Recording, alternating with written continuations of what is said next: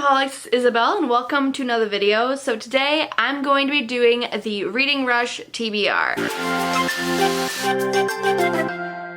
If you don't know, the Reading Rush is taking place this year, June 20th to the 27th, and this is pretty much where you just try to read as many books as possible in 7 days, and there are 7 challenges that you have to meet. You don't have to read 7 books. You can find a book that will accomplish all 7 challenges, or you can read all 7 if that's really what you want, or however much you want. I'm not reading all 7. I chose 5 books here today. One I still have to pick. You'll find out why when I get to the challenge, but yeah, Reading Rush is pretty much just a week of just plain old reading. And then there are challenges for booktubers and Instagrammers, so those will be coming up later in the month, but these are the 7 challenges just for the reading challenge. So I want to do my TBR as soon as possible because I'm usually like just scrounging up really quickly a Reading Rush TBR when it's like the day before. So I'm like ahead of the game today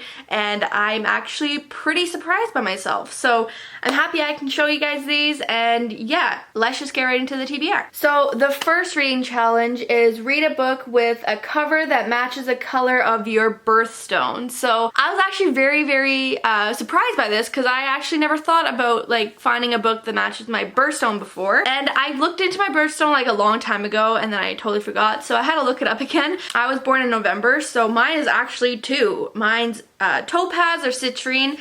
Topaz is like a multiple different kind of colors, and then citrine's more of like a yellowy gold. I decided to go with yellowy gold. I'm going to read The Sun and Her Flowers by Rupi Kaur. This is a totally poem book, so I feel like I can get through this pretty quickly, and this is actually also going to be accomplishing the 5th reading challenge, read a book completely outside of your house. So I'm going to be reading this one for that challenge as well, so this one's accomplishing 2. I'll probably just take this to work and read this on my breaks, and I should get through this pretty darn quickly. And this is actually not my book, this is my friend's, so I'm hoping to give it back to her very soon, and hopefully it'll be after the Reading Rush. The next challenge is read a book that starts with the word the. So actually I had a lot of books on my shelf that had the beginning of the title with the, so I had to narrow it down to what I wanted, and the one I ended up choosing is one that has been on my shelf for such a long time, and it's just time to get it off. So I decided to go with The Sky is Everywhere. The Sky is Everywhere by Jandy Nelson.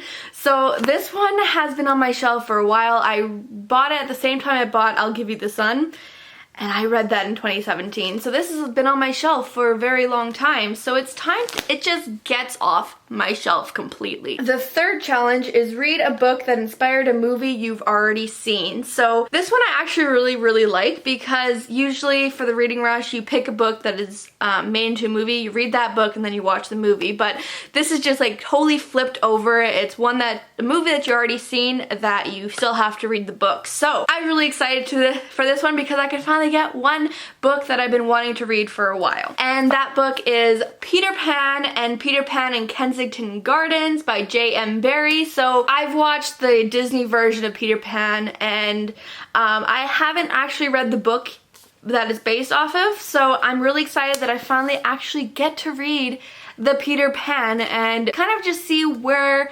that Disney movie was inspired by this book. I don't know what to expect from this, but I'm also very excited that I finally read one of the classics. So the 4th challenge is read the first book you touch. So this is the one that I still have to pick. So I decided to go with the books that I have not read the sequels to. So I have a few here. I'm not too sure how I want to do this, so let's just see here. It's not the best angle, but it's how it's gonna be from right now. So let me just close my eyes and I didn't want it to be this long because it's so long. But the book that I ended up touching is The Devil's Thief by Lisa Maxwell. So this is a sequel to The Last Magician, and I did enjoy that one. I read it as an audiobook, so I'm hoping I could read this one as an audiobook too, and hopefully I can get through it a lot quicker that way. But yeah, this is the one I picked, and it is, oh dear, no.